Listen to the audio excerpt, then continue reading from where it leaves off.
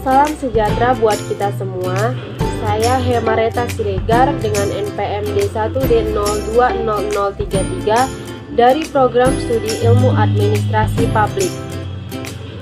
Yang terhormat, dosen pengampu mata kuliah Bahasa Indonesia Bapak Rio Kurniawan SPD MPD dan teman-teman yang saya sayangi yang berada di rumah masing-masing.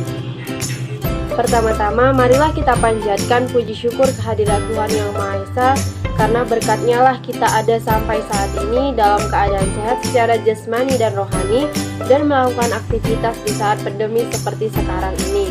Teman-teman daring yang saya cintai, pada kesempatan ini saya akan menyampaikan pidato singkat saya yang bertema pendidikan di masa pandemi. Langsung saja, seperti yang kita ketahui, baik secara langsung maupun tidak langsung, virus corona sudah merajalela di berbagai negara maupun di negara Indonesia.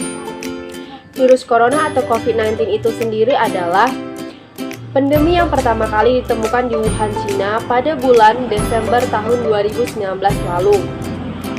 Virus ini dapat mengganggu sistem pernapasan dan menular melalui tetesan atau cairan yang ditularkan oleh mereka yang terinfeksi virus ini, seperti melalui batuk atau bersin dan benda-benda yang sudah terkontaminasi oleh virus itu sendiri. Virus ini akan terus berkembang dan dapat mengakibatkan kematian.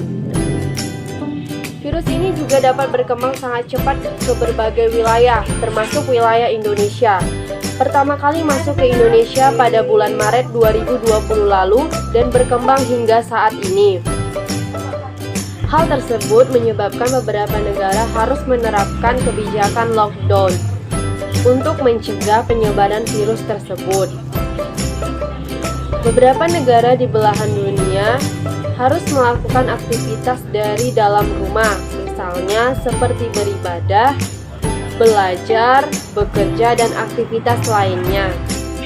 Sedangkan dalam sektor pendidikan, pemerintah menerapkan pembelajaran daring atau dalam jaringan. Sistem pembelajaran daring ini dapat menggunakan komputer, laptop, dan handphone. Sedangkan media yang dapat kita gunakan yaitu grup WA, Telegram, Classroom, Instagram, Zoom, dan media-media lainnya.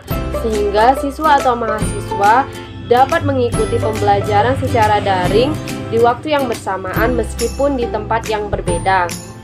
Teman-teman daring yang saya cintai, seperti yang kita ketahui, praktik pendidikan secara daring ini dilakukan oleh tingkatan jenjang pendidikan sejak dari SD, SMP, SMA, hingga perguruan tinggi.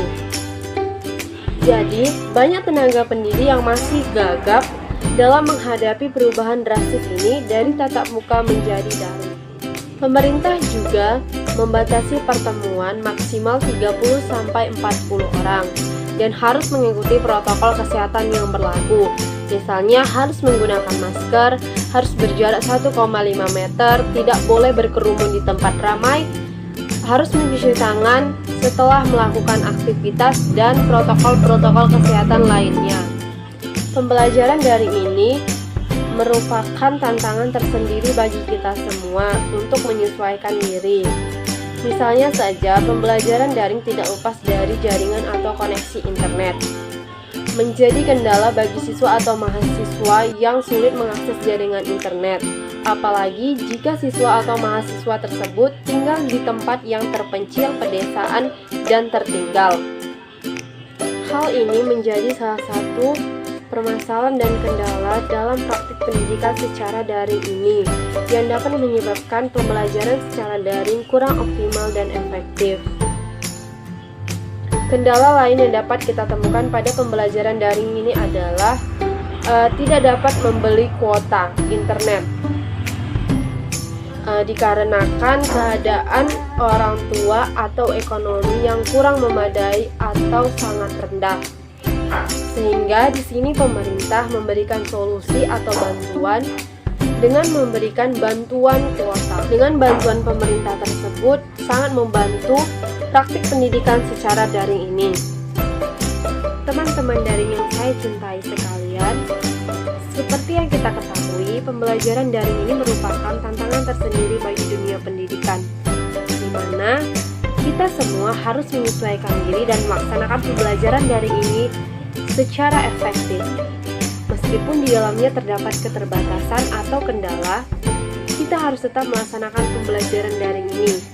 Karena tanpa pendidikan, bangsa kita akan menjadi bangsa yang tertinggal pengetahuannya dan kompetensinya. Maka kita sebagai generasi muda harus mendukung dan mematuhi segala peraturan yang telah ditetapkan pemerintah, misalnya menaati protokol kesehatan, untuk menjaga keadaan pendidikan kita menjadi pulih kembali atau normal kembali.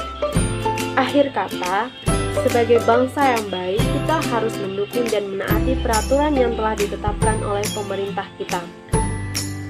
Demikian penyampaian pidato singkat dari saya. Mohon maaf jika ada kesalahan atau kekurangan dalam pernyataan atau penyampaian. Atas perhatian teman-teman semua, saya ucapkan terima kasih.